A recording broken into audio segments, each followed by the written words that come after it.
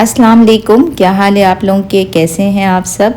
उम्मीद है कि आप सब खैरियत से होंगे। मैं हूँ सनिया और आप देख रहे हैं सनिया किचन। मैं भी अल्हम्दुलिल्लाह बिल्कुल खैरियत से हूँ। और आज आप लोगों के लिए बहुत आसान तरीके से बेसन की वीडियो लेकर आई हूँ। बेसन बनाना बता रही हूँ कि घर में किस तरह से आप होममेड बेसन तैयार कर सकते हैं। बाहर की जो बेसन बनाने का तरीका है और उसमें क्या क्या चीज़ें डलती हैं ये मैं आपको बाद में बताऊंगी।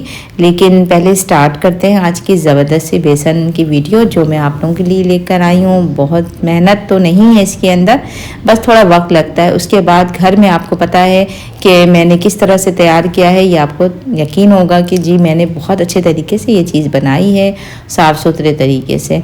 तो चले स्टार्ट करते हैं। ज़बरदस्त तरीके से बनाना सिखा रही हूँ आप लोगों को बेसन घर में होममेड, और बनाकर अभी से रख लें, फ्रीज़र कर लें, फ्रिज में रख दें या बाहर ही रख दें, कोई मसला नहीं है, ख़राब नहीं होंगे।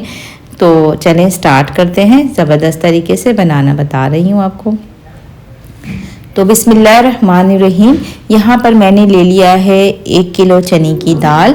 और चने की दाल लेने के बाद आपने क्वांटिटी है, आप जितना बनाना चाहते हैं आप उतना ले सकते हैं। मैं अभी आप लोगों को 1 किलो दाल से बता रही हूँ। और इस तरह से मैं पूरे रमज़ान के लिए 4 से 5 किलो पीस लेती हूँ, लेकिन वक्फे वक्फे से पीसती हूँ। आपको पता है मशीन में एक दफ़ा ज़्यादा नहीं पीस सकते, तो मैं 1 किलो कर करके पीस करके इसे सेव कर लेती हूँ। पूरे रमज़ान के लिए मेरा सेफ हो जाता है और मैं आराम से इसे तैयार कर लेती हूँ। तो यहाँ पर मैं क्या कर रही हूँ, 1 किलो मैंने चने की दाल लिया, इसे अच्छी तरह से साफ़ कर लिया। और अब एक टावल लेना है, घर में जो यूज़ हुआ हुआ टावल है या कोई मोटा कपड़ा हो वो आप ले सकते हैं, ठीक है।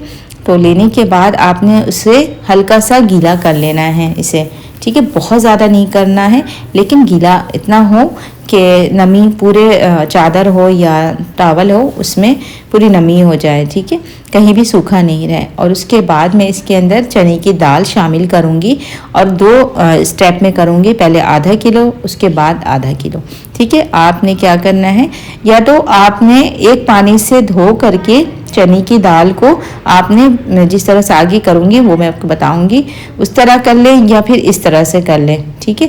तो यहाँ पर जो है मैं इसे टावल से इस चने की दाल को ऊपर से पोंछ रही हूँ, ठीक है। जो क्योंकि इसके अंदर ना वाइट होता है, एक ऊपर से ना पाउडर टाइप का होता है, ठीक है। तो वो जो है ना वो साफ़ कर रही हूँ मैं बेसिकली।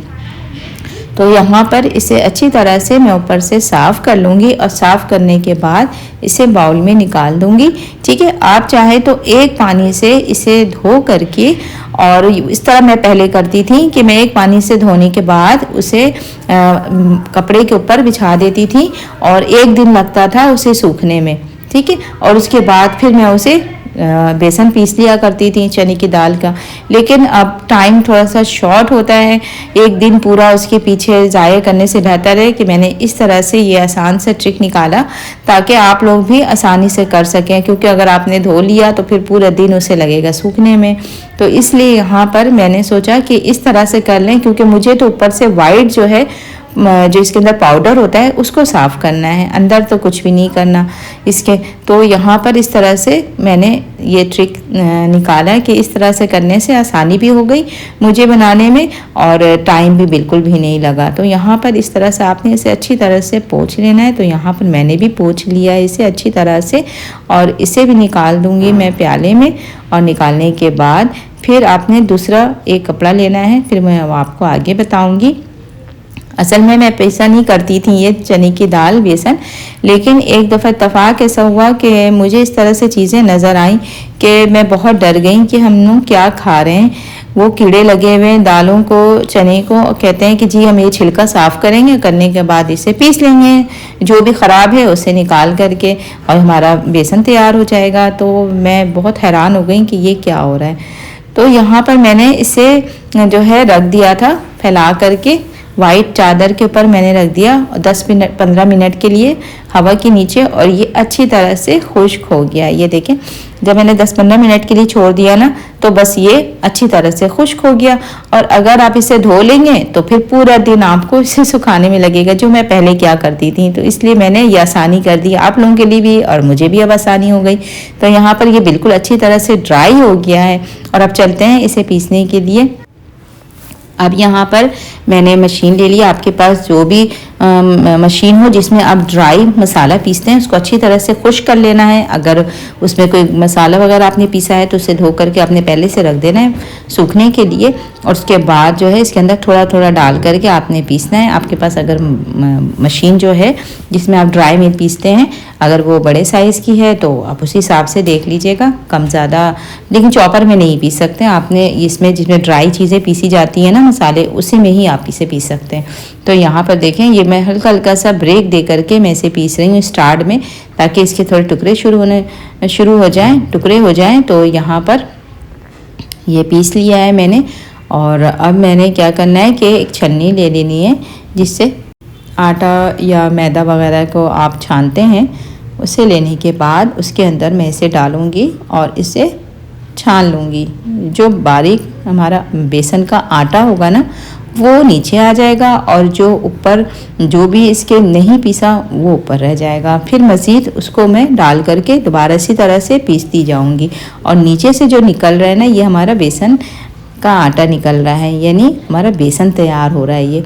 और हम बाहर से लेते हैं, पता ही नहीं होता है वो चीज़ें कितनी गंदी तरीके से किस तरीके से बनी होती है। तो अब मेरा दिल तो बिल्कुल भी नहीं मानता बाहर से चीज़ें ख़रीदने का, जितना हो सकता है मैं ख़ुद करती हूँ। तो यहाँ पर देखें ये बिल्कुल फ़ाइन पीस किया था, और जो थोड़ा पर रह गया उसको मैंने अलग कर लिया, और ये बिल्कुल जिस तरह से बेसन होता है बिल्कुल उसी तरह से माशाल्लाह तैयार हुआ है। तो इसी तरह से मैं बाकियों को तैयार कर रही हूँ, और तैयार करने के बाद इसी तरह से छानती जाऊंगी इसके अंदर, और जो ऊपर से मोटा मोटा रह जाएगा उसको दोबारा आपने डाल करके मशीन में इसी तरह से पीसते रहना है। तो आपका बेसन जो है वो तैयार हो जाएगा, होममेड बेसन। और फिर इसको आपने सेव कर लेना है डब्बे में रख करके, और जब भी आपको जो चीज़ें बनानी हो, चाहे वो कढ़ी हो या चाट के जो बल्ले होते हैं वो बनाना हो, बूंदियाँ बनानी हो, या कोई भी फ्राई चीज़ें आपने फ्राई करनी, मिर्च पकोड़े, आलू के पकोड़े, सारी चीज़ों के लिए बेहतरीन बेसन आप घर में तैयार कर सकते हैं। बिल्कुल भी मुश्किल नहीं है, बस थोड़ी सी मेहनत, और उसके बाद आपके सामने रिजल्ट है कि मैं किस तरह से बना रही हूँ। और जब मैंने एक दफ़ा इसे ट्राई किया था उसके बाद से फिर बाहर से लेना मैंने छोड़ दिया। जब भी मुझे कुछ बनाना होता है, जिससे मेरा दिल चाह रहा है कढ़ी खाने का और बेसन नहीं घर पे, तो मैं इस तरह से फटाफट से मैं पीसती हूँ और तैयार कर लेती हूँ घर में। अब आप भी अपने घर में बेसन तैयार करें और उससे रमज़ान में मज़े की चीज़ें बनाएं। तो इंशाल्लाह मैं भी आप लोगों के साथ ज़बरदस्त रेसिपी शेयर करूंगी बेसन से रिलेटेड भी, कि मैंने किस तरह से इसे बनाया है। ये तो आप लोगों ने देख लिया। अब ये बनने के बाद जब इसका ऐसे मैं चीज़ें तैयार करूंगी तो इसका रिजल्ट कैसा आएगा ये भी तो आपको दिखाना है ना। तो इंशाल्लाह इसके लिए आप मेरे साथ जुड़े रहें। और आज की वीडियो अगर आपको पसंद आई तो लाइक कर दीजिएगा सबसे पहले, और मेरे चैनल पर नए हैं और आप मुझे पहली बार देख रहे हैं तो सबसे पहले सब्सक्राइब कर दें, और साथ में बेल आइकन प्रेस कर दें ताकि मेरी आने वाली हर नई वीडियो सबसे पहले आप तक पहुंचे। तो इंशाल्लाह अब इजाज़त चाहूँगी, और कल फिर मुलाकात होगी आपसे। और कल बना रही हूँ मैं, मेरे 2 सब्सक्राइबर हैं जिन्होंने मुझसे रिक्वेस्ट की मोमोज़ की, तो कल मैं आप लोगों के लिए तंदूरी मोमोज़ की रेसिपी लेकर आ रही हूँ, और आप लोग भी देखिएगा। और अगर आप लोगों को कोई ऐसी चीज़ मेरे हाथ की देखनी है, बनानी है, तो आप मुझसे कमेंट बॉक्स में बता सकते हैं। तो इंशाल्लाह मैं वो ज़रूर बनाऊंगी आप लोगों के लिए। तो उस वक्त तक के लिए अब इजाज़त दें, इंशाल्लाह कल फिर मुलाकात होगी। अपना बहुत ज़्यादा ख्याल रखिएगा। अल्लाह हाफिज़।